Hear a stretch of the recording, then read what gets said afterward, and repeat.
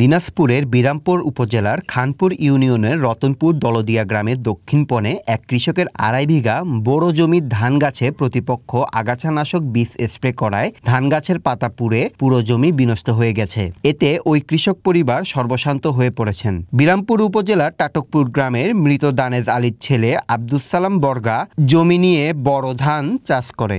ধানগুলো প্রায় পাকার পর্যায়ে। ইতিমধ্যে পূর্বশত্রুতার জের ধরে দলদলিয়া কুরসাখালী গ্রামের হোসেন আলীর ছেলে বুলবুল হোসেন সহ অপসাতনামা আরও কয়েকজন গত ১৮ এপ্রিল রাতে বিষাক্ত কীটনাশক স্প্রে করে সমূলে বিনষ্ট করে দিয়েছে পুরো জমি। বিষয়টি নিয়ে গত ২১ এপ্রিল রাতে বিরামপুর থানায় কৃষক আব্দুস সালাম একটি অভিযোগ করেন।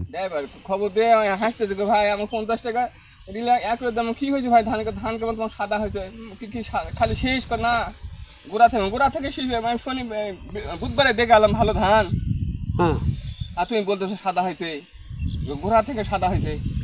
এখন আমার ৫০ টাকা এক করে দেন, ধান এক হয়েছে তো ৫০ টাকা লাগছে।